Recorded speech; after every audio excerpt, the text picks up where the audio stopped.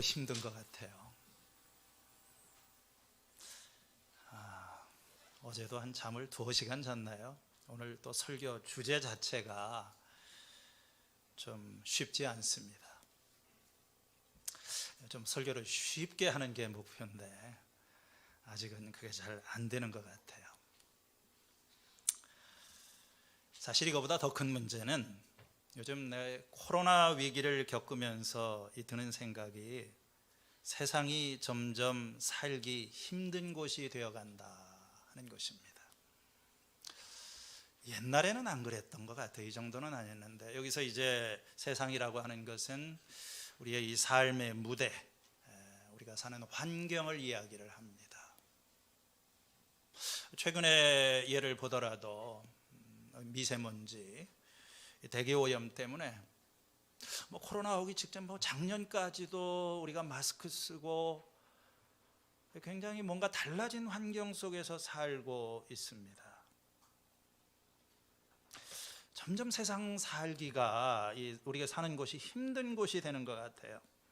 하나님이 처음에 만드신 세상은 그런 세상 아니었습니다.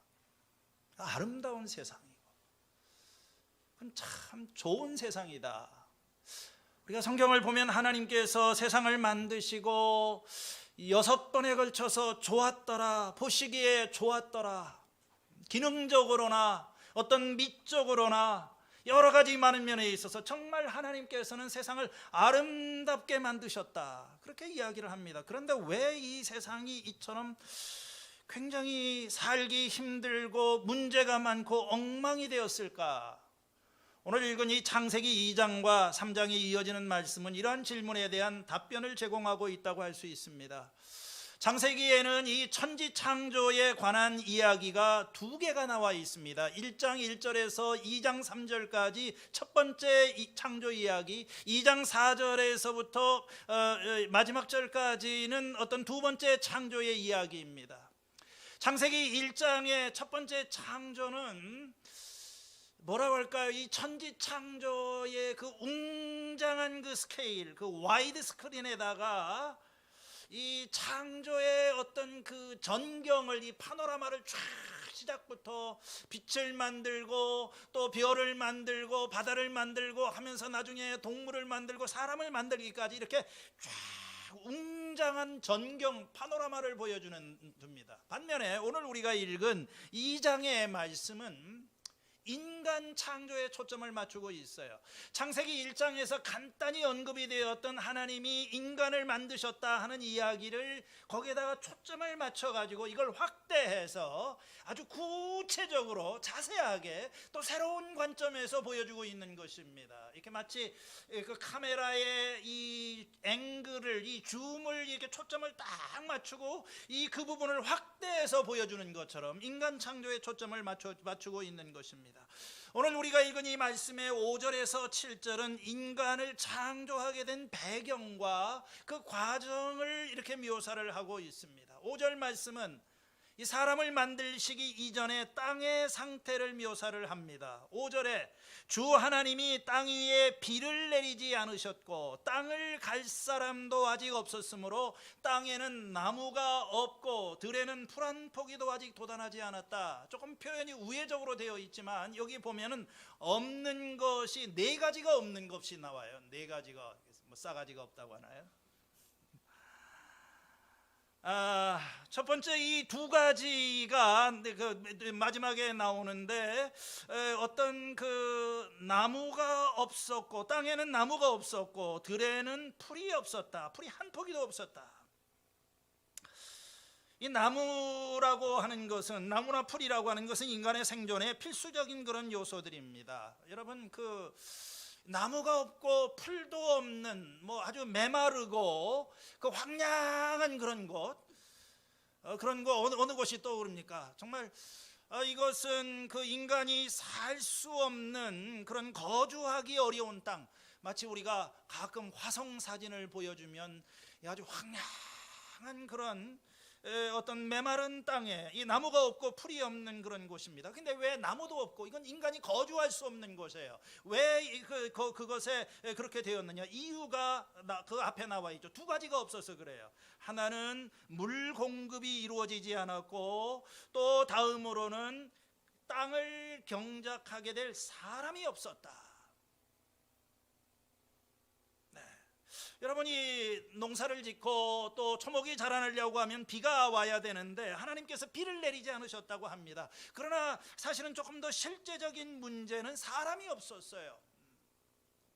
이 뭔가 경작을 해야 되고 그 땅을 돌봐야 될 사람이 돌보는 사람이 없기 때문에 그 땅은 황폐한 그런 상태로, 메마른 상태로 버려져 있었다. 그래서 하나님께서, 물론 물이 전혀 없었던 건 아니에요. 여기 6절 말씀에 보면은 이 땅에서부터 물이 솟아나서 땅을 적셨다고 했습니다. 이게 지하에 있는 물이 솟아나서 땅을 적시기는 했지만, 그러나 그게 어떤 초목이 자라날 만큼 충분한 것은 되지는 않았던 것 같아요. 그리고 무엇보다도 사람이 없었어요. 그걸 경작할 수 있는. 그래서 하나님께서 사람을 만드시게 된 겁니다. 이 7절의 말씀은 인간 창조에 대한 묘사입니다. 우리가 성경 교절 하나씩 봤으면 좋겠는데, 아니면은 여러분들이 이렇게 이제 한번 주보에 있는 내용을 봐도 좋습니다. 주 하나님이 땅의 흙으로 사람을 지으시고 그 코에 생명의 기운을 불어넣으시니 사람이 생명체가 되었다. 아주 간결하지만 참 인상적인 이 창조의 과정을 이렇게 묘사하고 있어요. 그냥 창세기 1장 28절에서는 하나님께서 하나님의 형상대로 남자와 여자를 창조하셨다 이렇게 나와 있는데, 이 7절에 나와 있는 것은 하나님께서 흙으로 사람을 지으시고, 이 지으신다는 말은 어떤 인간이 재료를 사용을 해서 그것을 빚거나 만드는 걸 이야기를 합니다. 마치 이 토기장이가 이 도기를 비어서 이렇게 아주 섬세한 손길의 예술가적인 그런 걸 가지고 아주 디테일한 면을 이렇게 타치를 해가면서 굉장히 하나님의 이 창조가, 창세기 1장에서는 하나님께서 말씀으로 창조를 하셔서 그냥 왕적인 모습입니다. 있어라 하니까 그냥 있었어요. 그것이 끝입니다. 그런데 여기에서는 하나님께서 인간의 이런 어떤 디테일한 부분을 이렇게 만드셨다. 사람을 흙으로 만드셨다. 어떻게 만드셨느냐? 흙으로 만드셨다고 그랬죠?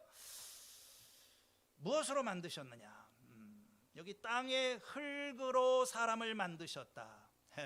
여러분들 이 아주 성경 원문에 보면 재미있는 그 아주 언어 그 말장난이 여기 나와 있는데, 사람이라고 하는 말의 히브리어는 아담입니다. 어렵지 않죠? 사람의 히브리어가 뭐라고요? 아담. 아담은 사람의 이름도 되고 사람이라고 하는 뜻입니다. 인간이라고 하는 뜻입니다. 그리고 이 땅의 흙으로, 이 땅이라고 하는 그 히브리어는 아다마입니다. 그러니까 이 말을 바꿔서 이야기를 하면 주 하나님이 아다마의 흙으로 아담을 만드셨다. 이건요, 인간이 흙에서 이렇게 만들어졌고 흙과 인간은 불가분리의 관계에 있다. 굉장히 이건 뗄래야 뗄 수 없는 그런 관계에 있다. 인간은 흙에서 태어나서 흙으로 만들어졌고 어떤 물질적인 그런 요소지요. 또 이 흙에서 일을 하고 땅을 갈고 일을 하다가 나중에는 흙으로 돌아가는 거예요. 그건 우리가 너무나도 흙에서 와서 흙으로 돌아가는 것이다 하는 것을 너무나도 잘 알고 있습니다. 인간은 진흙에 불과하다는 거예요. 무슨 성경이 말하는 인간은 하늘에서 뚝 떨어진 신화적인 신적인 존재가 아니라 정말 인간은 물질이고 어떤 흙으로 만들어진 그런 존재다. 아주 연약한 존재입니다. 시간이 지나면은 이게 노화되고 병들고 연약해지고 썩어서 없어지게 되는, 사람이 대단한 것 같아도 나중에는 한 줌 흙으로 그냥 지나가 버리고 마는 거예요. 그러나 인간이 인간인 것은 단순한 흙이 아닙니다.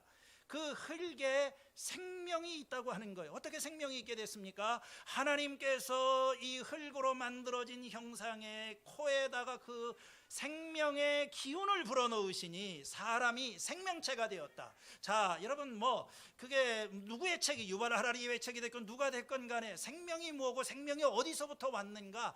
많은 사람들이 유물론적인 관점으로 인간의 생명이라고 하는 것은 물질에서부터 온 것이다. 이렇게 해서 어떤 무기물이 나중에 이렇게 이제 어떤 생명체가 되었다. 참 굉장히 이게 쉽지 않은 그런 이야기지요. 네. 인간의 생명이라고 하는 것은 뇌 속에 있다. 그렇기 때문에 이제 AI가 이렇게 고도로 발전해가지고 어떤 이게 물질적인 어떤 이런 것이 고도화되게 되면은 그것이 어떤 사람을 대체할 수 있는 사람이 돼. 그 생명은 아닙니다. 생명은요 하나님으로부터 오는 거예요. 하나님께서 이 밀랍 인형 같은 존재에다가 생기를 불어넣으시게, 생명은 하나님께서 생명을 불어넣으셨기 때문에 사람이고, 이 생명을 거두어 가시게 되게 되면 그냥 그것은 흙으로서 끝나게 되는 것입니다.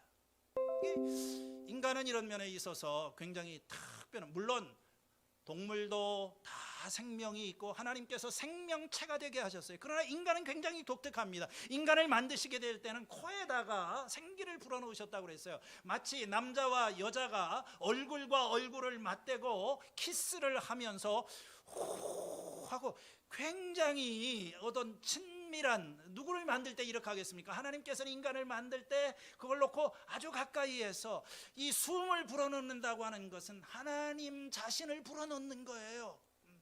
하나님 자신을 우리 인간에게 넣어주시는 것입니다. 그러면서 인간이 생명체가 되었다. 하나님께서 사람을 만드셨어요. 8절 이하의 말씀을 보면은 하나님께서 하신 일이 또 하나가 기록이 되어 있습니다. 그것은 인간을 위해서 인간을 만드시고 인간의 거처를 마련해 주시는 거예요. 네, 그냥 하나님께서 만드신 다음에 야, 창조는 내가 했으니까 이제부터 네가 알아서 살아라, 이게 아니라 하나님께서 이 첫 번째 인간을 위해서 거처를 마련해 주셨어요. 그게 바로 동산입니다. 8절의 말씀에 주 하나님이 동쪽에 있는 에덴에 동산을 일구시고 동산을 창설하시고 동산을 만드시고 지으신 사람을 거기에 두었다. 그 동산의 이름을 우리는 에덴 동산, 정확하게는 에덴이라고 하는 땅에 있는 동산입니다. 여러분, 어떤 사람이 오늘 많은 사람들이 이렇게 생각하는 것처럼 성경 이야기는 참 재밌어요. 사람들이 생각하는 것처럼 인간은 처음에 인간은 동굴에 거주한 것이 아니라 동산에 거주를 한 것입니다. 에덴 동산. 여기에 이 동산이라고 하는 말을 영어로는 가든이라고 이렇게 번역을 했는데, 보통 정원, 이렇게 정원하게 되면 그 집 뒤에 있는 조그마한 뜰을 이야기를 하겠지만 그런 게 아니고 나무가 있고 숲이 있고 제법 규모가 큰, 오늘날로 말하게 되면 이게 수목원 정도에 해당하는 수목원 가가지고 쫙. 그러나 이건요 그냥 어떤 자연적으로 이루어진 그런 그 숲이 아니라 이건 인공적인 그 정원이. 정원이라고 하는 것은, 어떤 그 동산 가든이라고 하는 것은 사람의 손길에 의해서 가꾸어지고 만들어준 어떤 그런 장소, 이게 바로 정원이에요. 하나님께서 아담을 만드시고 이 에덴이라고 하는 땅의 한쪽에다가 동산을 만들고 거기에다가 에덴을 주었습니다. 자, 이 에덴에 대한 묘사가 나오죠. 에덴이 참 아름다운 곳은 거기에 보기에 아름답고 먹기에 좋은 온갖 나무가 달아났다고 그랬어요. 보기에 좋은 나무, 이건 관상수지요. 그 다음에 먹기에 좋은 그 나무들, 거기에 실과가 맺히는, 이건 과실수입니다. 사람이 살려면 먹을 음식도 필요하고 또 미관상, 미적인 감상도 필요하지 않겠습니까? 하나님께서 쫙 이 동산에다가 나무를 갖가지 나무를 두시고 거기에 동산의 중앙에는 생명나무도 있고, 우리가 다음에 살펴보기를 원하는 선악을 알게 하는 나무도 있었다. 그뿐만 아니라 이 동산의 한가운데로 강이 흐르고 있었어요. 강이 거기서부터 발원하여서, 시작을 하여서 그 동산을 적시고 있었다고 이야기를 합니다. 그 강에서부터 거기서 흘러나온 그 강이 네 갈래로 이렇게 쫙 쫙 갈라지게 되면서 그것이 온 땅으로 흘러가게 되는데, 그게 뭐냐면은 뭐 기손강, 또 뭐 무슨 강입니까? 여기 비손강, 기혼강, 그리고 유프라테스강, 티그리스강. 앞에 있는 두 개는 우리에게 굉장히 생소하고 뭐 어딘지, 그러나 뒤에 있는 유프라테스와 티그리스 강은 지금도 흐르고 있는 그런 강입니다. 그러니까 이건 뭐냐면은 에덴 동산이 어떤 상징적인 그런 장소가 아니라 역사적으로 실제했던 그런 곳, 어느 특정한 지역, 이 유프라테스 강과 티그리스 강이 만나는 이 북쪽, 이라크의 북쪽이나 터키의 한 구석이나 아니면 많은 사람들이 이 아르메니아 같은 어떤 거기에서 발원된 지역이 아니었을까. 기온강이 뭐고 그 비손이 뭔지는 우리가 잘 알 수가 없어요. 강이 흐르고 풍성한 나무가 있고 열매가 있고 울타리가 쳐져 있고 안전하고, 한마디로 말하면 이 에덴 동산이라고 하는 것은 인간이 거주하기에 가장 이상적인 공간으로 묘사가 되고 있어요. 이런 곳에 살고 싶지 않습니까? 녹음이 우거지고 많은 과일이 있고 또 이 풍부한 물이 있고 안전한 울타리가 돼 있고, 그러면서 이 평화스럽고 아름다운 이곳에서 정말 뭐 유토피아라고 할까요, 무릉도원이라고 할까요, 뭐 어쨌든 행복과 복지, 아파트 살지 않고 좀 이런 데 좀 살아봤으면 좋겠어요. 미국 가니까 참 그런 게 좋더라고요. 하나님께서는요, 우리 인간을 위해서 이런 거처를, 동산을 만드시고 공짜로 주셨네. 10억짜리 20억짜리 서울 그 별 볼 일 없는 아파트가 아니라 하나님께서 이 동산 하나를 통째로 그냥 이렇게 선물로 주셨어요. 그리고 이 특별한 공간에 초대하시고 잘 살아봐라, 이렇게 창조주께서 선물을 주신 것입니다. 제가 말하고자 하는 것은 하나님께서 세상을 아름답게 만드셨다는 것. 아담과 하와를 위한 이 삶의 공간, 하나님이 만드셨으니 얼마나 아름다웠겠어요. 부족한 것이 없이 어떤 풍요와 기쁨과 어떤 희락이 있는 그런 것. 여러분, 하나님은요, 우리가 사는 이 세상을 아름답게 창조하셨어요. 여러분, 하던 일을 멈추고 한번 이렇게 길을 가다가 꽃을 보고 공중의 새를 보고 한번 여러분 이게 보세요. 얼마나 우리가 이 아름다운 세상을 하나님께서 선물로 주셨나. 저는요, 한 번씩 내가 이 지금 2020년 이 시기에 지구라고 하는 행성에 내가 살고 있다는 사실이 참 기적적으로 느껴지고, 이게 굉장히 놀랍게 아주 이게 얼마나 감사한 일인지를 모르겠어요. 여러분이 그 인터스텔라라고 하는 2014년도에 나온 영화에 보면 그런 이야기가 나오지 않습니까? 우리는 답을 찾을 거야. 유명한 대사인데 거기에서 무슨 말이 나옵니까? 20세기의 인간이 막 지구를 엉망으로 만들어 놨기 때문에 세계적인 식량 위기가 닥치게 되고 기후 재앙이 닥치게 되는 거예요. 이제 더 이상 살 수 없는 지구가 돼 버렸어요. 그래서 이제 지구를 구하기 위해서 주인공 두 사람이 지구를 대체할 수 있는 새로운 행성을 찾아 나서는, 여러분, 이 우주에 수천억 이렇게 우주가 있고 그것에 또 수천억의 이 많은 별들이 그리고 행성들이 존재를 하는데, 그건 뭐 소설에서는 찾았다고 그렇지만 우리가 알기로는 그런 데가 있습니까? 없습니까? 이와 같은 공기와 이와 같은 환경, 인간이 이렇게 살아갈 수 있는, 여러분, 이 지구라고 하는 것은 이 온도가 5도 10도만 올라가더라도 우리가 살 수가 없어요. 조금만 뜨거워도 우리는 가까워도 금성처럼 불에 타버리게 되고, 조금만 멀어져도 우리는 화성처럼 다 얼어붙어버리게 되는 것입니다. 그런데 이러한 지구에서 그 일정한 온도를 유지하면서 이 환경 가운데 이 아름다운 세상을 내가 이렇게 살고 있다. 저는 굉장히 기적이라고 생각을 합니다. 이게 앞으로 지구가 어떻게 될지는 모르지만 내 당대에는 하나님께서 저한테 엄청난 선물을 주신 것 같아요. 이런 삶의 기회를 주시고 인간이 살아갈 수 있는 가장 완벽한 조건을 갖추고 있는 그런 장소라고 말을 할 수가 있습니다. 그런데 이제 질문이 있는 겁니다. 자, 창조 세계가, 하나님이 만드신 세상이 이렇게 아름다운 것이라고 한다면 오늘 우리가 몸담고 있는 이 세상에 왜 그렇게 문제가 많고 세상이 엉망이냐? 단순히 어떤 사회 시스템이나 인간 관계뿐만이 아니고 우리의 이 삶의 환경 자체가 불안정하고 또 문제에 문제가 끊이지 않는, 홍수가 지나면 또 산불이 나고 그 다음에 코로나가 닥치고, 내가 이런 걸 원하고 내가 만든 게 아니잖아. 하나님이 만드신 세상이 문제가 있는 세상인데 이걸 왜 어떻게 이걸 선하다고 할 수 있느냐? 이 아름다운 세상이라. 두 가지 가능성이 있죠. 하나는 성경은 그렇게 말하지만 세상은 원래부터 문제가 좀 있는 곳이다.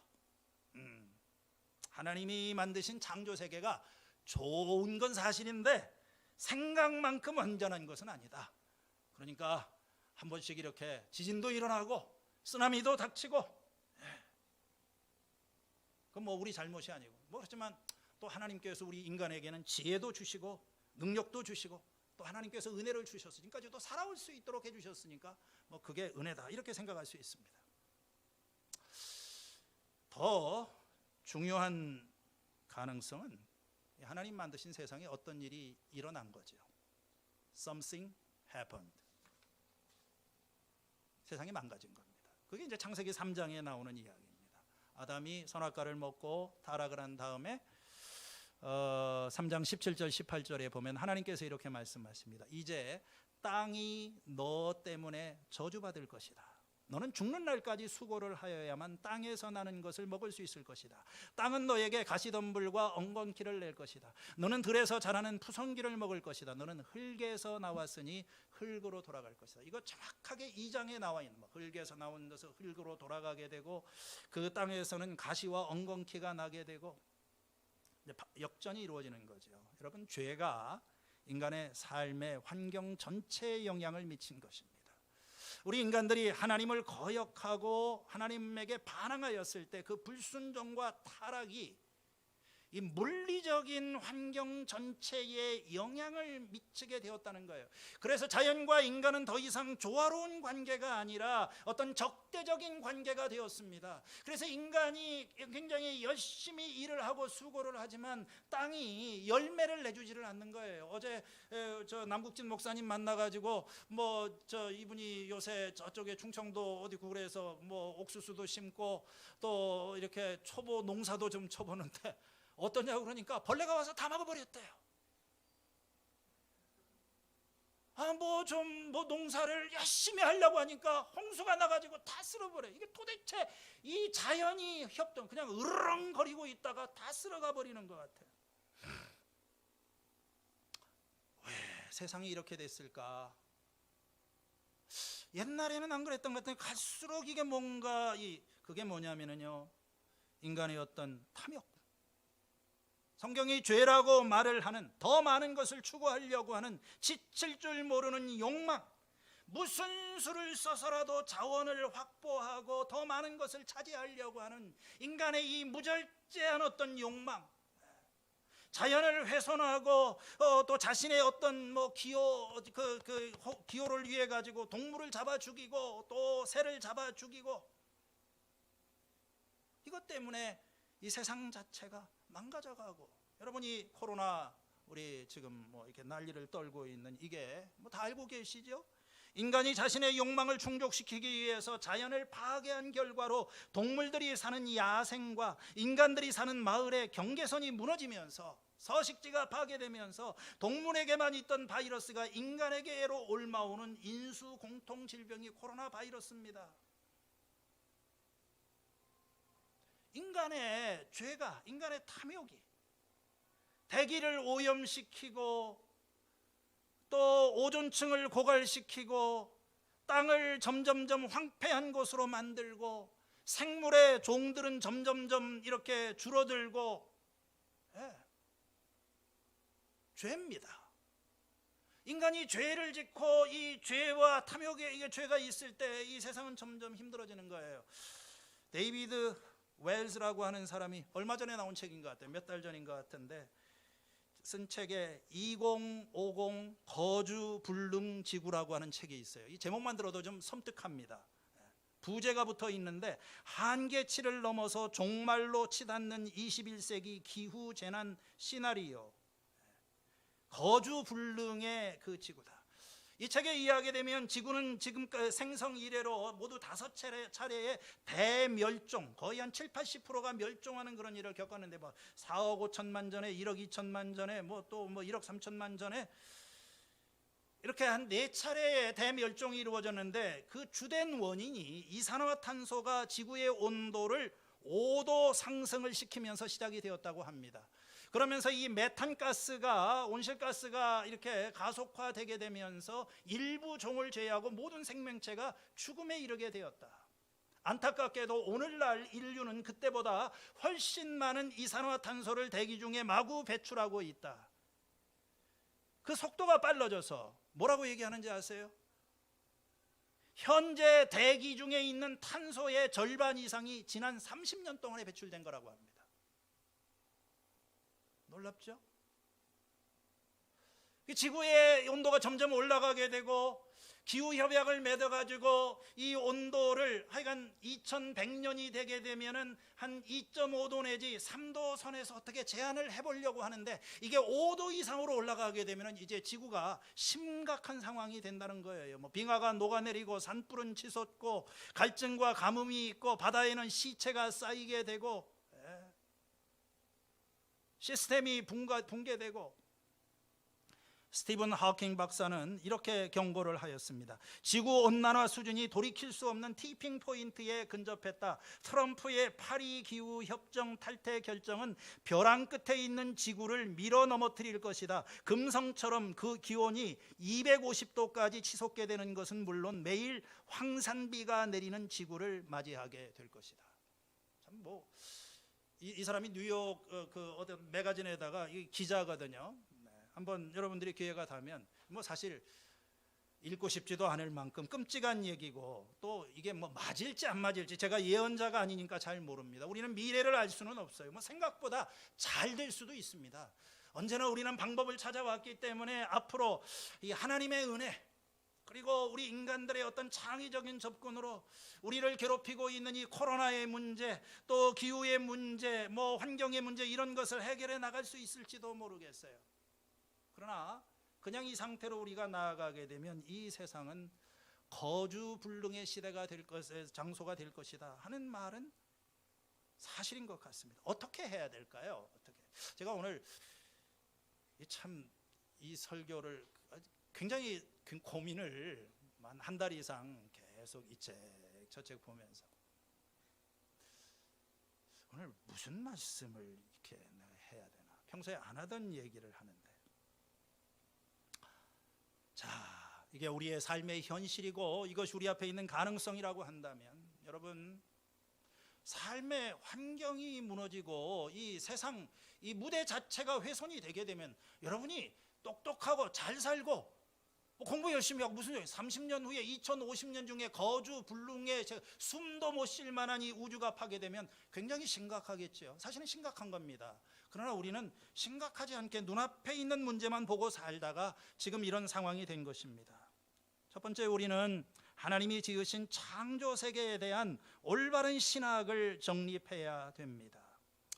환경보호론자들이 말하는 그 요지 중에 하나가 인간 중심주의, 인간을 모든 것의 중심으로 생각하는 이 인간 중심주의가 지구 환경의 파괴와 자원의 남용을 초래하고 현재의 비극을 초래했다.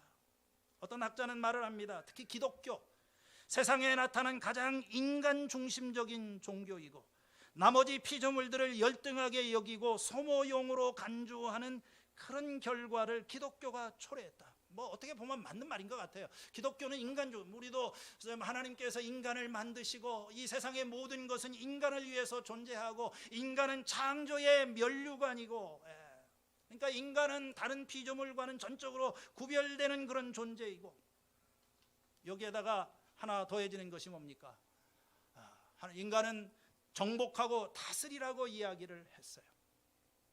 인간의 어떤 이 독선, 인간의 교만, 인간의 이기심, 모든 것은 나를 위해서 존재하고 인간을 위해서 존재한다고 하는 이런 어떤 독선적인 생각이 결국에는 나머지 생물, 짐승도 그렇고 아주 무자비하게 도살을 하고 아주 비윤리적인 방법으로 사육을 하더라도 동물들이 느끼는 고통이나 이 자연 환경 속에서 생겨나는 그런 건 아니고 이 탐욕과 이기심과,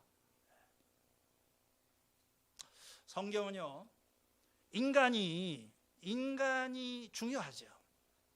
그러나 이 세상은 인간만 존재하는 것입니다. 인간도 피조물이고 다른 동물들도 피조물이고 뭐 고래도 중요하고 사자도 중요하고 사람이 중요하면 뭐 사실은 이 세상은 인간이 자기 필요를 위해서 쓰다가 버릴 수 있는, 상품화하고 상업화하고 사용하고 버릴 수 있는 그런 것이 아니라는 거예요. 땅은 땅 나름대로의 본질적인 고유의 가치가 있다는 것입니다. 하나님께서는 이 세상을 만드시고 이 생물들을 만드시고 귀하다, 하나님께서 좋았다 하시는 것입니다. 하나님께서 사랑하시는 것을 귀하게 여기는 것이 신자의 도리라고 하는 것입니다. 그렇기 때문에 우리가 이 세상을 살면서 하나님이 만드신 이 아름다운 세상을 함부로 오염시키고 파괴하는 것은 이 창조 세계에 나타난 하나님의 선하심을 짓밟는 것이다, 이렇게 말을 할 수가 있는 것입니다. 이 인간의 고통뿐만 아니라 인간의 그 어리석음과 인간의 죄 때문에 이 땅 자체가 경험하고 있는 그런 고통, 우리는 뭐 그게 들리지도 않고 보이지도 않지요. 두 번째로 창조 세계를 맡아서 돌보아야 할 우리 인간의 소명과 책임을 회복해야 됩니다. 하나님께서 인간을 만드신 목적이 무엇입니까? 왕적인 존재로 다스리라고 하셨어요. 생육하고 번성하고 땅에 충만하라, 땅을 다스려라, 정복해라. 근데 이제 이 다스리고 정복해라고 하는 말이 사실 문제가 되는 겁니다. 그것 때문에 기독교를 어느 사람들은 이 잘못된 다스리고 정복하라고 하는 이 단어 때문에, 이 말 때문에 오늘의 생태학적인 위기와 재앙이 초래된 것이다. 그런데요, 사실 여기에 다스린다, 정복한다고 하는 말의 원래 뜻은 꼭 폭력적이고 강압적인 것만을 의미하지는 않아요. 사실 이 창세기에 나와 있는 다스리고 정복한다, 우리가 이 우주의 모든 것을 책임지고 다스리는 어떤 책임적인 그런 통치자라고 하는 이 말은 맞습니다. 그러나 이 어떤 통치자가 되어야 되냐는 말을 이해하기 위해서 오늘 성경에 나와 있는 2장 15절의 말씀을 우리가 제대로 이해를 해야 되는 거예요. 우리 다 같이 한번 이 말씀을 읽어보시겠습니다. 시작. 주 하나님이 사람을 데려다가 에덴 동산에 두시고 그것을 맡아서 돌보게 하셨다. 자, 하나님께서 아까 처음에도 말씀을 드렸죠. 사람을 만드신 이유는 동산을 만드시고 아니면 이 땅을 만드시고 그것을 경작하고 돌볼 수 있는 사람이 필요했던 거예요. 그래서 인간을 어떤 관리자로, 이 세상을 돌보는 자로, 지구를 지키는 자로, 우리 여기에 보면 그것을 맡아서 돌보게 하셨다. 굉장히 애매한데 옛날 성경에는 경작하며 지키게 하였다. 이 경작하다는 말도 사실은 정확하지 않아요. 여기에 사용된 이 아바드라고 하는 말은 섬긴다는 말입니다. 뭐 예배한다는 그런 의미도 있어요. 갈다, 경작하다, 일하다. 이게 지킨다고 하는 말은 어떤 안전하게 지킨다는, 보호하고 돌보고 경계하는 걸 이야기를 해요. 여러분, 인간이 해야 되려면 그것을, 하나님이 만드신 그곳을, 그것이 에덴 동산이 됐건 이 땅과 이 세상에 존재하는 것을 맡아서 돌보고 지키는 그런, 돌보는 그런, 여기서 지금 핵심 단어는 뭐냐면 돌봄입니다. 이 땅은 돌봄이 필요한 거예요. 우리 인간에게 땅이 필요한 것처럼 땅도 인간의 돌봄이 필요합니다. 인간이 돌보지 않게 되면 땅은 조금 시간이 지나가면서 망가지게 돼 있고 황폐하게 되어 있고 나중에 메마르게 되는 것입니다. 땅만 그런 것이 아니라 가정도 그렇고 우리 그 사회도 그렇고 교회도 마찬가지인 거예요. 목장도 마찬가지 있는 것입니다. 돌보는 사람이 필요한 거예요. 그것을 끊임없는 관심을 가지고 돌보고 지키고 깨어서 관심을 가지고 하지 않게 되면 그건 나중에 다 황폐하고 메마른 곳으로 가게 되는 것입니다. 요점은 세상에 있는 모든 것이 우리의 유익을 위해서 존재하는 것이 아니라 우리가 세상의 유익을 위해서 존재하는 거라는 것입니다. 하나님께서 우리를 만드시는 것이, 이 세상을 만드시고 이 아름다운 세상에 존재하는 모든 것을 돌보고 지키고 또 이렇게 발전시켜 나가는 그런 일을 섬기라고 하나님께서 인간을 만드시는 거예요. 뭐 일이라고 하는 것이 세상을 아름답게 만들고 여러분들이 하고 있는 일이 지금 있는 그 자리에서, 그래서 일이 중요한 것입니다. 우리 일은 고통이 아니라 이 세상을 조금 더 아름답게 만들어 가도록, 그래서 인생의 목적은 섬기는 데 있어 예수님께서 세상에 오신 것이 섬기기 위해서 오셨다고 합니다. 오늘 여러분들 우리의 이 생각은 굉장히 편협합니다. 제가 이 코로나 저도 지금 뭐 하나둘씩 생각을 정리해 나가고 있는데, 이게 도대체 문제가 뭐고, 특히 이 교회가 코로나 시대를 겪으면서 앞으로 우리가 어떻게 가야 되나, 뭐 예배를 못 드리고 또 우리가 함께 모여서 식사를 못 하고, 사실은 이것은 굉장히 부차적인 그런 문제입니다. 오늘 기독교의 진짜 문제는 너무 우리가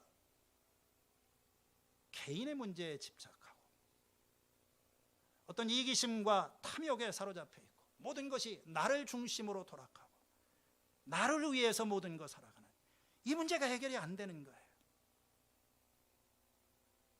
교회를 나오는 이유도 내 개인의 죄 문제가 해결받고 내 개인이 죽어서 천국에 가고 세상이 어떻게 돌아가든지, 마치 우리는 이 세상에 살지 않는 것처럼, 우리는 그냥 이 세상에 잠시 머물다가 죽어서 또 죽으면 저 천국에 가니까 빠이빠이 하면 끝나는 사람처럼, 이 공공성, 교회의 공공성, 어떤 공익의 문제, 그리고 공동선에 관한 그런 문제, 우리가 함께 살고 있는 세상이고, 이 세상은 이 크리스찬들의 섬김과 봉사를 필요로 하는데 지독하게 자기 문제, 그래서 자기의 어떤 권리가 침해를 받으면 막 화를 내고, 세상에는 전혀 기여하지도 않고 봉사하지도 않는 가장 이기적인 집단, 가장 탐욕적인 그런 집단, 이게 이런 것으로 교회가 비춰지고 있고 그런 일들이 자꾸 일어나고 있는 거예요.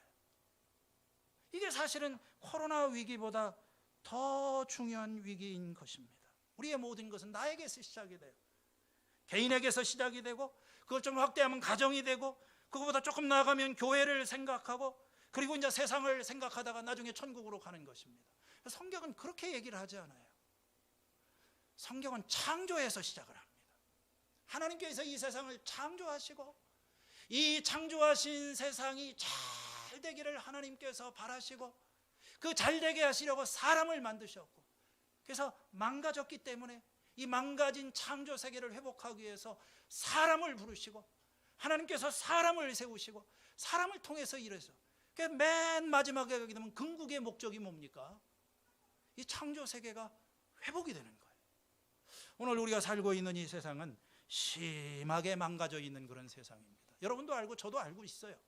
이게 회복이 될지 안 될지, 중국에서 공장을 안 돌리게 되면 조금 공기는 좋아졌지만 이게 얼마나 갈지, 또 어떤 환경 재앙과 기후 재앙과 이런 것이 올지 우리는 알지를 못합니다. 제가 생각하기에는요, 우리는 가면 갈수록 지구를 나중에는 두동강이를 내버릴 핵폭탄을 터뜨리든지, 문제는 뭐냐면 인간의 탐욕이 문제인 거예요. 인간의 이 어떤 죄성과 이기심으로 인해서 지구는 병들어 있고 세상은 그러다가 다 망하게 되면, 그러면 크리스찬들은 우리는 이러다가 죽어서 천국 가면 되는 거니까. 근데 성경에서 맨 마지막 얘기하고 있는 그 천국이 뭡니까? 그걸 새 하늘과 새 땅이라고 그랬어요. 거기도 가면 땅이 있고 거기 가면 하늘이 있는 것입니다.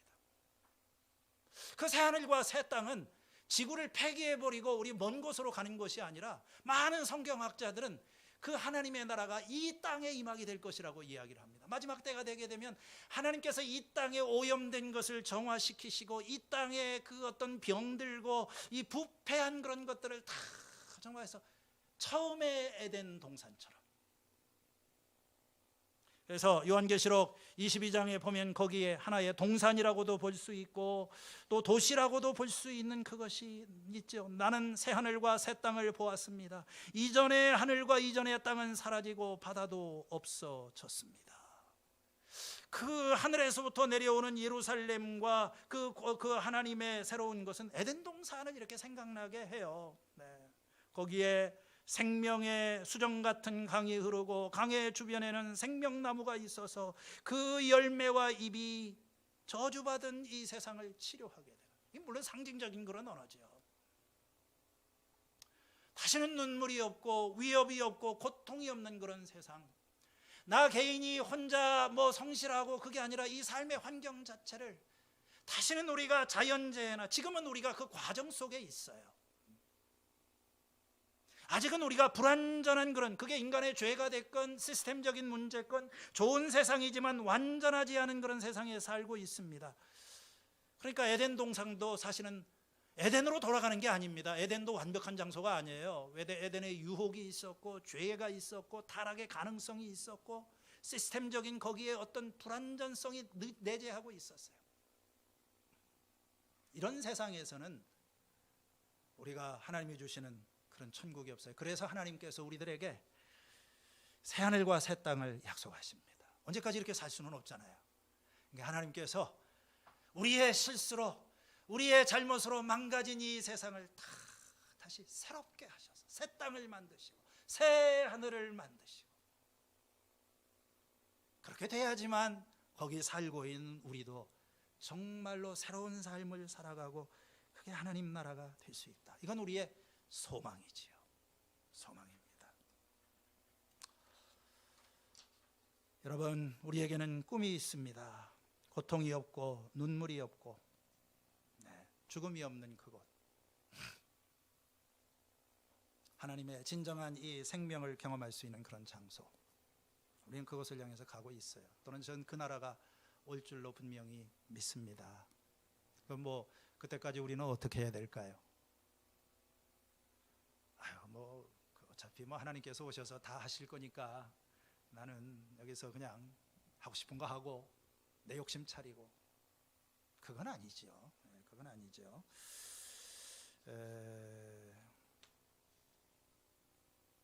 우리의 소망이 이 새하늘과 새 땅에 있다면 우리가 살고 있는 이 세상이, 하나님께서 우리들에게 이 땅에 있는 동안 청지기의 사명을 주시고 역할을, 저는 이게 이제 뭘 의미하고 어떻게 해야 되는지 적용의 문제에 대해서 이게 사실은 쉽지 않고, 여러분들 고민을 해보세요. 어떤 사람은 이제 환경운동을 하는 사람도 있고, 그냥 일회용품 사용하지 않고 좀 재생용지로 주보를 만들기도 하고,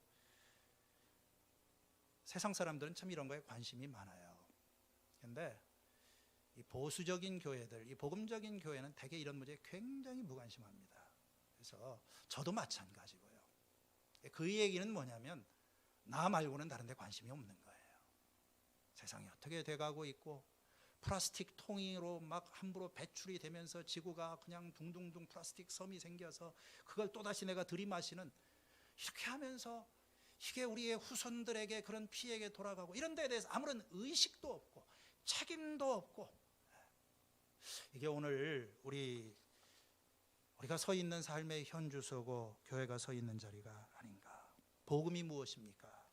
복음은 단순히 한 사람이 구원받고 천국에 가는 그런 문제가 아니라 이 새하늘과 새 땅이 오늘 우리가 살고 있는 이 땅에 임하고 이루어지는 것입니다. 여러분의 복음은 얼마나 큽니까?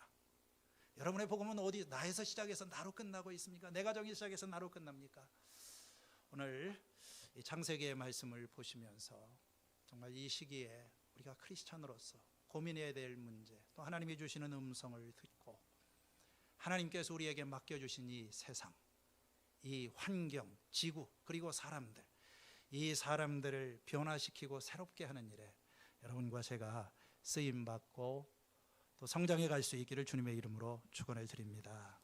하나님 아버지, 오늘 저희들 참 이렇게 쉽지 않은 설교를 하고 또 평소에 익숙하지 않은 그런 말씀을 들었습니다. 다만 우리가 오늘 이 말씀과 우리의 이 위기를 통하여 이 문제가 어디서부터 시작이 되었고 또 이것을 위해서 우리가 해야 될 일이 무엇인지를 다시 한번 우리 자신을 돌아보는 시간이 되게 하여 주시고, 저희 자신의 변화로부터 가정이 변화되고 사회가 변화되고 이 세상이 변화되는 하나님의 나라가 임하기를 기도합니다. 예수님의 이름으로 기도하였습니다.